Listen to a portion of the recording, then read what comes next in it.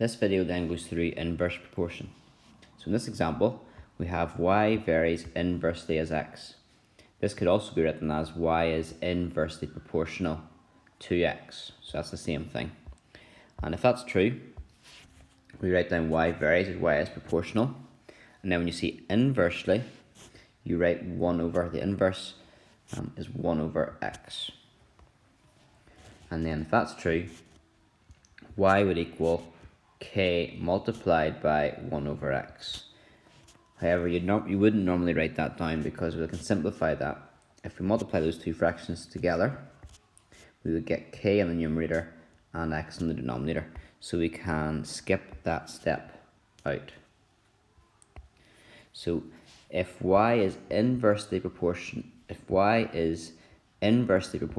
to x, then y is equal to k divided by x. In the question we are given that y is 3 when x is 5, and we have to find out y when x is 2 and x when y is 20.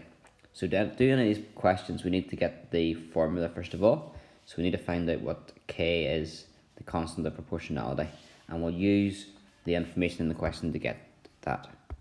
So when y is 3, x is 5. So if we multiply both sides by 5, we would get that k is 15. So the formula that we'll use is y equals 15 divided by x. And then part A, find y when x is 2. Well, 15 divided by 2 is 7.5. Part B, find x when y is 20. 20 equals 15 divided by x. And then, because x is in the subject, we'll have to rearrange to get what x equals. I would cross multiply, and you would get 20x equals 15. So x would equal 15 divided by 20, which is 3/4 or 0.75. Okay, that's example first one on inverse proportion. We're on to the next one. Sorry for the amount of writing on this one, but it's sort of needed. The force of attraction F between two magnets varies inversely as the square of the distance d between them. Let's break that down before we go any further. The force of attraction F between two magnets varies inversely. So that means when we get proportional, inversely means you put the 1 over. When you see inverse, write 1 over. And then it varies inversely as the square of the distance. So square of the distance will be d squared. Okay? So if you see varies, or if you see proportion, you put the sign in. If you see inverse, you'll write 1 over. And then whatever it is, d squared, d cubed, square root of d, you'll put that at the bottom. When the magnets are 6 centimeters apart, the force of attraction is 2 newtons. They give you that information so you can work out what k is. If f is proportional to 1 over d squared, f would be equal to k divided by d squared. And before I go into even looking at the question, I'm going to work out that formula. And actually part A does ask you, find a formula connecting f and d. So f is 2 newtons when d, the distance between them, is 6 squared. So if we solve that, we would get 2 is k divided by 36, and k would be 36 times 2, which is 72. So the formula is f equals 72 divided by d squared. Part B. Find the force of attraction between the two magnets. So find F when the two magnets are 2 centimeters apart. So find F when D is 2. So that would be 72 divided by 4. And that gives you 18.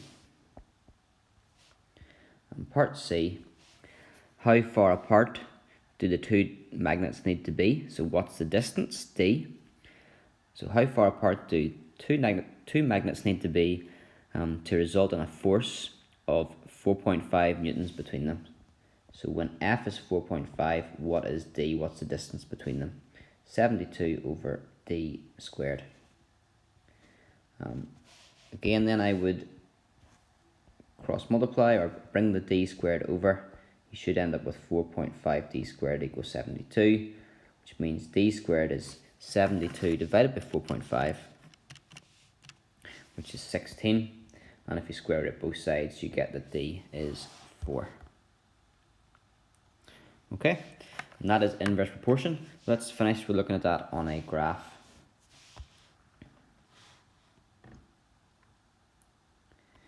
So graphically, you can see here, and we've got y varies inversely as x, which is like this one, and it goes down the way. And then y varies inversely as x squared, which is like this one here, d squared. They both look very similar, only one is a bit steeper than the other, but they're both going to give that shape. Why do they give that shape? Well, if you take this here, I'm going to go into a bit more detail on this. Let's say you have y equals 15 over x. X and y. We normally do a table and get some values like so. If x is 0, you're doing 15 divided by 0. And that doesn't work. You could go an infinite amount of times. It would fit in. You can never get enough zeros to fit into 15. So it's undefined. What it's called actually is, it doesn't actually have any answer there. And that's called an asymptote. So this line would go up close to, but it never actually has a point on that line. It doesn't cross over that line. Anyway, let's move on. When x is 1, y would be 15. When x is 2, y would be 7.5. Don't know why I wrote 7.2. When x is 3, y is 5. When x is 4, get the calculator, we get 3.75. And when x is 5, we get 3. What you'll see happening there, the reason for me doing this is to show you what happens as x varies. As x gets larger, because it's inverse proportion, y is getting smaller, it's reducing. So that's what's happening here. It gets really big, and then as x gets bigger, as we go to the right, the y value drops, it gets smaller. Okay, so to summarize, inverse proportion means as one thing increases, the other will decrease, given that shape of a graph. And then when you're writing down inverse proportion, you would write y is proportional to 1 over x because of the inverse, and then y equals k over x. And that is it.